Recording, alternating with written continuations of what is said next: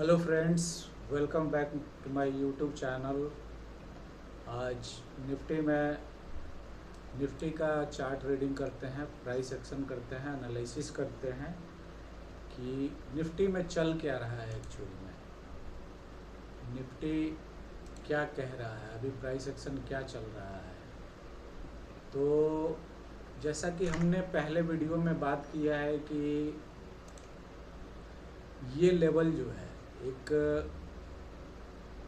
आज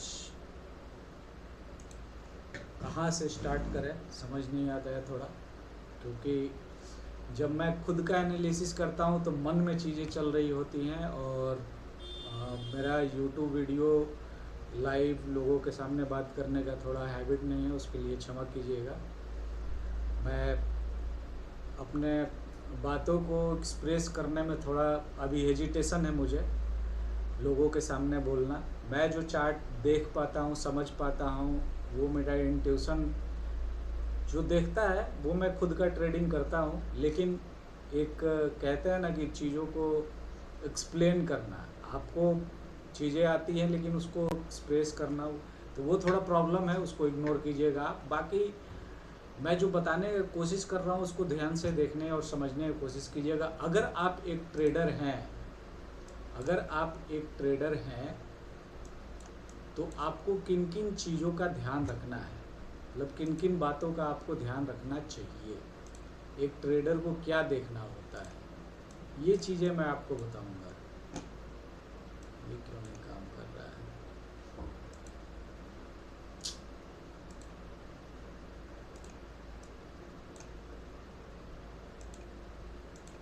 ब्लैक हो जाए भाई, वाइट हो जाए, कुछ भी तो हो।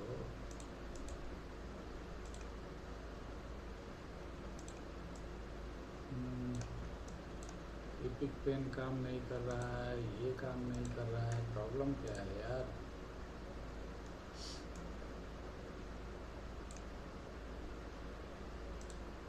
मैं थोड़ा तंग हूँ सोशल मीडिया और ऑनलाइन इन सब कलाकारी में, मतलब मुझे आप कह सकते हैं कि मैं बिल्कुल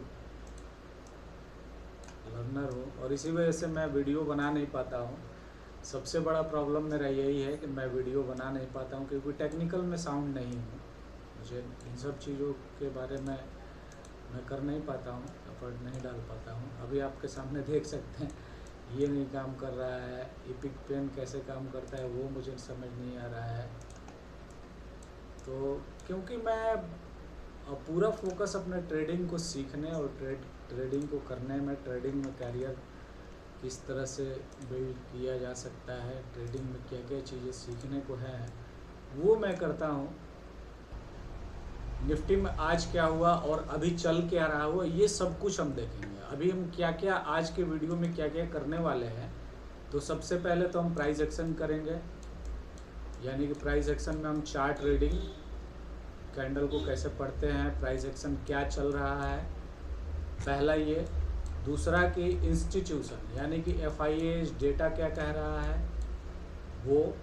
और तीसरा जियोपॉलिटिकल यानी कि ग्लोबल वॉर सिचुएशन, ये सारा कुछ, इसकी वजह से मार्केट पे क्या इम्पैक्ट है, ये सारा कुछ इस वीडियो में हम कवर करेंगे। कैसे ओवरऑल, मतलब चार्ट को किस तरीके से ओवरऑल देखा जाता है। सिर्फ ये नहीं कि हम कैंडल बनते हुए देखे, ग्रीन कैंडल बना तो हम बुलिश हो गए, रेड कैंडल बना तो बियरिश हो गए। ये सिर्फ अगर आप करते हैं ट्रेडिंग में तो आप लॉस कर रहे हैं। क्यों लॉस कर रहे हैं? क्योंकि आप समझिए कि ट्रेडिंग है क्या।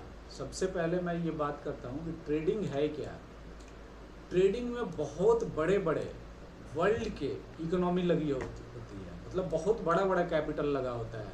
आप सोचिए कि एक AI को बनाने के लिए जितना बड़ा डेटा सेंटर की ज़रूरत होती है, जितना बड़ा रिसर्चर, टेक्निकल एनालिस्ट, उसमें कोडर, इंजीनियर, सॉफ्टवेयर इंजीनियर, ये सारा कुछ मिलके जो इतना बड़ा टीम एक AI प्लेटफॉर्म बनाता है, तो इसी तरीके से बड़े बड़े इंस्टीट्यूशन जो है, मार्केट मूवर जिसको कहते हैं, जो मार्केट मेकर जिनको बोलते हैं, जो मार्केट को चलाते हैं, वो अपना पैसा डालते हैं, तो हर एक मैनिपुलेशन के लिए वो सक्षम होते हैं। और उनको पता होता है कि एक रिटेल ट्रेडर जो है वो कहाँ पे अपना स्टॉप लॉस डाल रहा है, कहाँ एंट्री करेगा, वो क्या सोच रहा है, ये सारा कुछ उनको पता होता है, क्योंकि उनका थॉट प्रोसेस, उनका थिंकिंग लेवल बहुत हाई लेवल का होता है, क्योंकि वो मिलियंस बिलियंस में कैपिटल जो है वो ट्रेड में डालते हैं। तो हम ये जानेंगे कि कैंडल स्टिक का प्राइस एक्शन का क्या वैल्यू है, FIAs का डेटा क्या बोल रहा है, ग्लोबल पॉलिटिक्स है वो क्या कह रहा है, क्रूड ऑयल का कैसे इम्पैक्ट होता है इंडियन मार्केट पे, डॉलर इंडेक्स का क्या, डॉलर इंडियन करेंसी और डॉलर का जो चार्ट है वो किस तरीके से इफेक्ट करता है मार्केट को, ये सारा कुछ ओवरऑल हम देखेंगे। तो सबसे पहले हम स्टार्ट करते हैं चार्ट रीडिंग से। तो चार्ट रीडिंग में ये देखेंगे कि मार्केट एक जोन में कंसोलिडेट कर रहा है।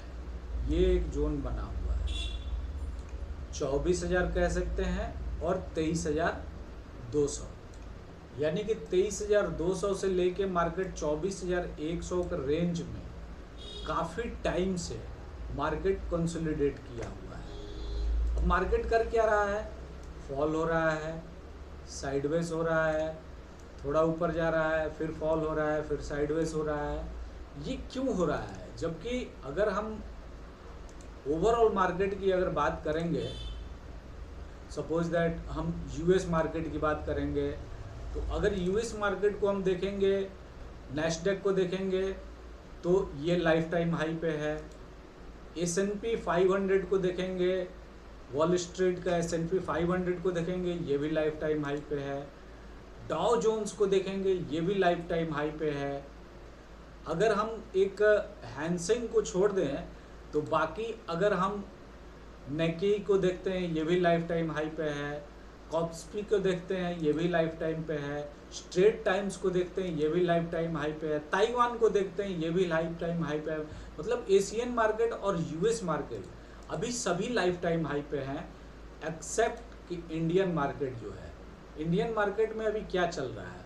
इंडियन मार्केट में जो अभी कंसोलिडेशन चल रहा है, ना फॉल हो रहा है, ना मार्केट क्रैश हो रहा है, और ना मार्केट लाइफ टाइम हाई को क्रॉस किया है। 2-2.5 साल से मार्केट जो है एक रेंज में एम पैटर्न बना रहा है। ये सपोर्ट बना हुआ है, ये रेजिस्टेंस बना हुआ है। 26,000 के आसपास में एक रेजिस्टेंस है और 22,200 के आसपास में, 22,100 के आसपास में एक, यानी कि 22,000 के आसपास में एक सपोर्ट बना हुआ है। मार्केट में हो क्या रहा है, मार्केट चलता कैसे है? तो सबसे पहला, अगर हम इंडियन इकोनॉमी की बात करें तो सबसे पहला पॉइंट जो होता है वो ये होता है कि मार्केट कभी भी किसी भी वॉर से, हम देख सकते हैं कि वॉर अभी फरवरी से शुरू हुआ है। ये US और इजराइल का जो वॉर चल रहा है ये अभी फरवरी से शुरू हुआ है, लेकिन हमारा मार्केट जो है कंसोलिडेशन जो कर रहा है वो लगभग 2-2.5 सालों से कर रहा है। तो सबसे पहले ये जानना ज़रूरी है कि सबसे पहला पॉइंट होता है कि मार्केट कभी भी वॉर से नहीं डरता है, किसी भी वॉर से मार्केट नहीं डरता है। मार्केट किस चीज़ से डरता है? अनसर्टेनिटी से, यानी कि अनिश्चितता। कि मार्केट में जो बड़े इन्वेस्टर होते हैं वो किसी भी मार्केट में, चाहे इंडियन मार्केट हो, चाहे जापान का मार्केट हो, चाहे चाइना का हो, चाहे US का मार्केट हो, किसी भी मार्केट में जब वो अपना इन्वेस्टमेंट करते हैं तो वो काफ़ी बड़ा कैपिटल इन्वेस्ट करते हैं। उनको एंट्री लेने के लिए काफ़ी टाइम चाहिए होता है, मार्केट से एग्जिट करना अगर हो तो काफ़ी टाइम चाहिए होता है। तो इन सब चीज़ों को देखते हुए इंडियन मार्केट में अभी क्या चल रहा है कि एक तो अनसर्टेनिटी चल रही है मार्केट, दूसरा वॉर जो है, उस वॉर की वजह से क्रूड ऑयल जो है वो क्रूड ऑयल काफ़ी स्पाइक किया हुआ है, यानी कि बढ़ा हुआ है। जो 60 to 70 डॉलर पर बैरल हुआ करता था, एक एवरेज वैल्यू जो है क्रूड ऑयल की, एवरेज प्राइस जो है वो 60 से $70 का एक एवरेज प्राइस, मतलब किसी भी वर्ल्ड के इकोनॉमी के लिए वो बेहतर प्राइस होता है। अभी कहाँ चल रहा है? अभी 90 के ऊपर, यानी कि 100 के ऊपर का भी जा रहा है। अभी आज ही अगर ब्रेंट हम देखेंगे तो 97 पे ट्रेड कर रहा है, यानी कि लगभग 100 के पास में ट्रेड कर रहा है। तो ये बहुत ज़्यादा बढ़ा हुआ है। अब जब क्रूड ऑयल बढ़ता है, क्रूड ऑयल जब भी बढ़ता है तो उससे इंडियन एक्सपोर्ट का जो प्राइस होता है, बिल होता है, जो इंडियन एक्सपोर्ट, सपोज दैट कि मान लीजिए कि क्रूड का प्राइस अगर $60 पर बैरल है, ठीक है। अगर इसमें अगर किसी भी प्रोडक्ट को इंपोर्ट करने में इंडिया को अगर $100 लग रहा है, तो अगर ये 100 पे पहुंच जाता है तो आप सोच सकते हैं कि ये 150 के आसपास में डॉलर उनको देना पड़ेगा। तो ये इस तरीके से 150-160 डॉलर देना पड़ेगा। तो ये जो खर्चा बढ़ता है, इससे क्या होता है कि इंडियन रुपीज़ जो है वो वीक होता है, यानी कि ट्रेड जो होता है वो डॉलर में होता है और वो उसका कंपैरिजन जो होता है वो करेंसी डॉलर से होता है। तो अब रुपीज़ जो वीक हो रहा है, इसकी वजह से इन्वेस्टर्स का जो रिटर्न होता है वो रुपीज़ वीक होने की वजह से प्रॉफिट उनका कम हो रहा है। आप समझने की कोशिश कीजिएगा मैं जो बताना चाहता हूँ। इंडियन करेंसी जो है जब वीक हो रहा है, यानी कि डॉलर बढ़ रहा है और रुपया फॉल हो रहा है, तो इसकी वजह से जो भी प्रॉफिट हो रहा है वो प्रॉफिट लेस हो रहा है उनका। अब इस वजह से मार्केट में FIIs क्या कर रहे हैं कि लगातार सेलिंग कर रहे हैं। जब भी इन्वेस्टर का किसी भी मार्केट से जब उनको अनसर्टेनिटी दिखती है तो वो वहाँ से एग्जिट करते हैं, और जब एग्जिट करते हैं तो हेवी मात्रा में सेलिंग होती है, और जब हेवी मात्रा में सेलिंग होती है तो मार्केट पे प्रेशर आता है। तो इसीलिए हमारा मार्केट ऊपर की तरफ रैली नहीं कर रहा है, यानी कि ब्रेकआउट नहीं दे रहा है। जो बाकी मार्केट जो लाइफ टाइम हाई को क्रॉस कर पा रहा है, वो हमारा इंडियन मार्केट क्रॉस नहीं करने का सबसे बड़ा पेन जो है हमारे इंडियन रुपीज़ का वीक होना, और जो FIIs हैं यानी कि फॉरेन इन्वेस्टर हैं, उनका प्रॉफिट कम हो रहा है। इस वजह से वो इंडियन मार्केट से धीरे धीरे शिफ्ट कर रहे हैं।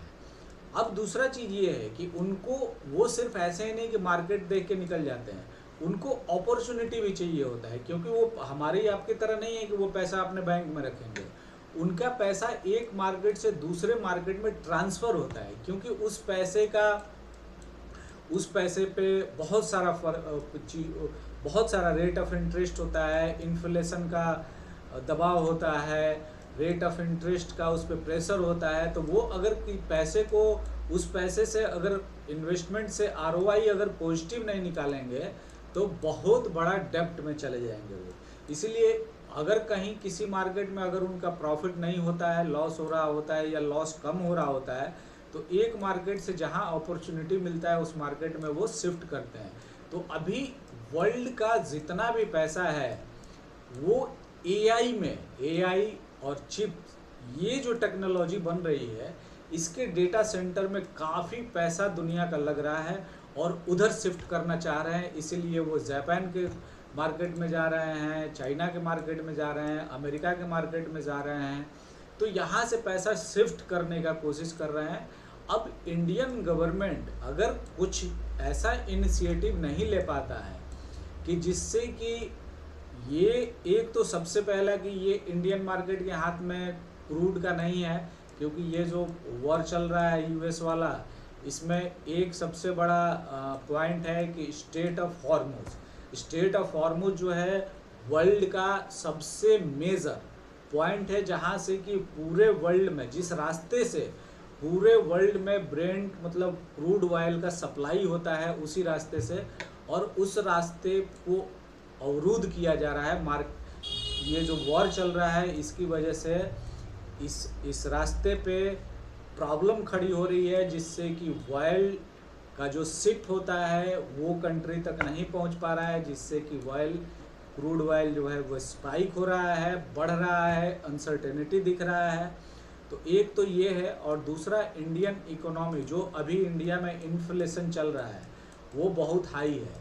इस इन्फ्लेशन को कम करने के लिए अगर इंडियन गवर्नमेंट के पास में कोई सर्टेन और कोई पुख्ता इसका प्लान नहीं आता है, इन्वेस्टर्स नहीं आते हैं, अगर इस तरीके से इन्फ्लेशन बढ़ता गया तो इंडियन करेंसी जो है वीक होता जाएगा और इंडिया में एक बहुत बड़ी क्राइसिस आ सकती है।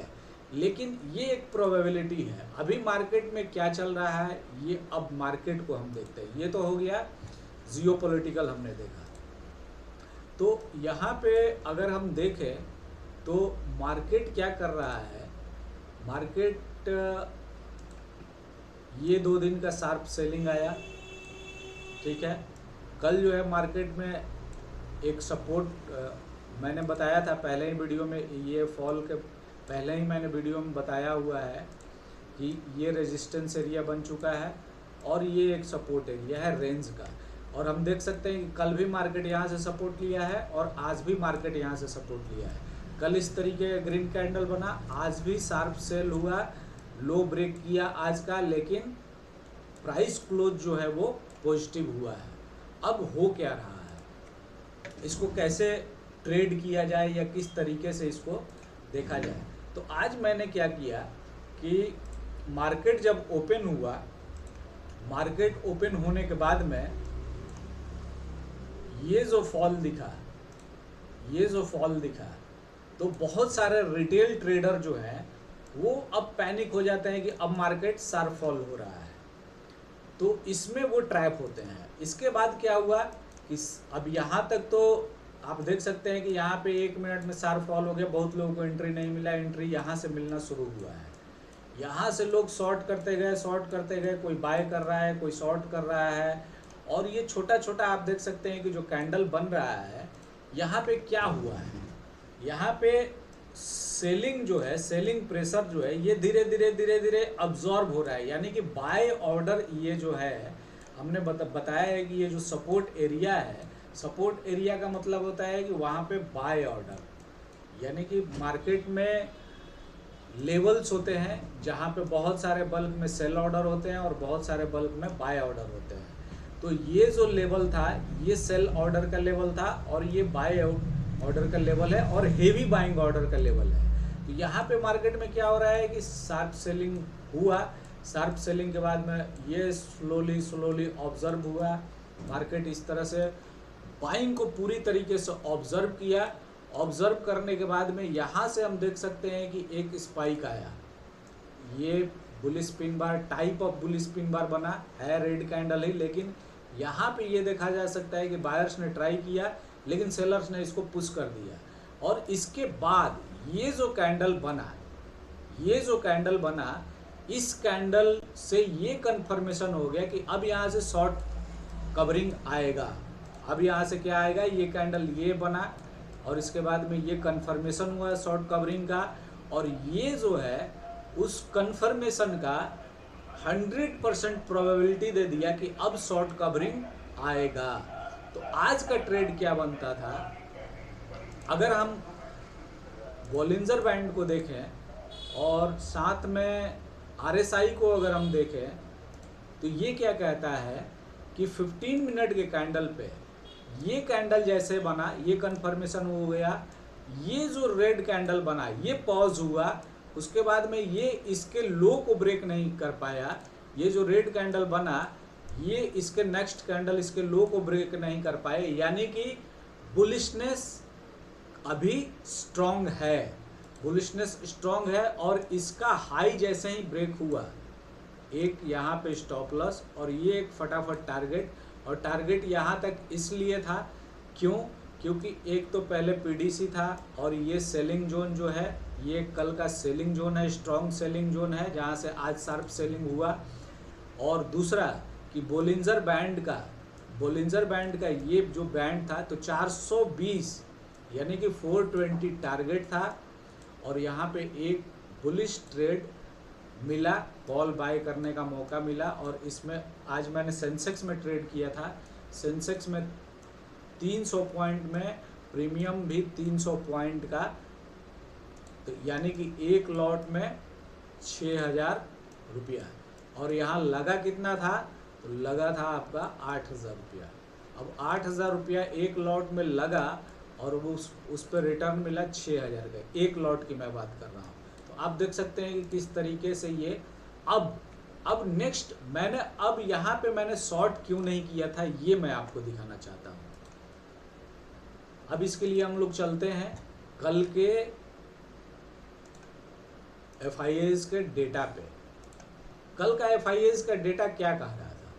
कल का FIAs का डाटा हम अगर फ्यूचर में देखेंगे तो यहाँ पे क्लियरली हमें दिखा,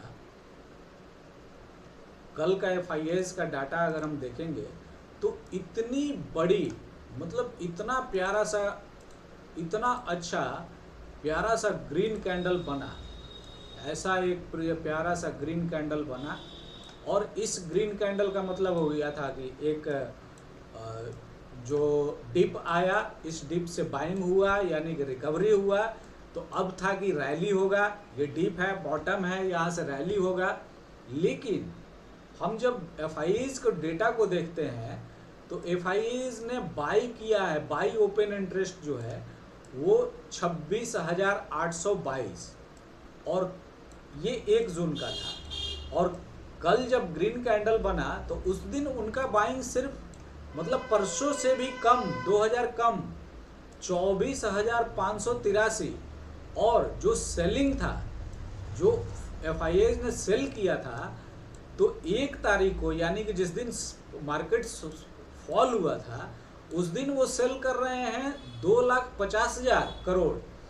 और जिस दिन मार्केट रैली कर रही है उस दिन 2,54,000, यानी कि इससे ज़्यादा, यानी कि FIAs जो है वो सेलिंग कर रहे हैं। ये ग्रीन कैंडल बस आपको दिखाने के लिए बनाया गया था, ट्रैप करने के लिए बनाया था। ये जो था उनका डिप में बाइंग, वो शॉर्ट कवरिंग के लिए था। और दूसरा हम बड़ा गेम देखते हैं अगर, कि इंडेक्स ऑप्शन में अगर हम देखते हैं तो इंडेक्स ऑप्शन में क्या चल रहा है कि FIAs क्या कर रहे हैं कि कॉल, अगर 1 तारीख को कॉल उन्होंने सेल किया है 894 और ये किया है 662, और ओवरऑल पुट का देखा जाए तो पुट बाय किया है उन्होंने, कॉल बाय किया है उन्होंने 6,40,000 और कॉल बाइंग वो कम कर देते हैं, और कॉल सेल जो है वो भी कम कर देते हैं वो। यानी इसका मतलब क्या हुआ कि ओवरऑल नेट अपने पोजीशन को एडजस्ट कर रहे हैं।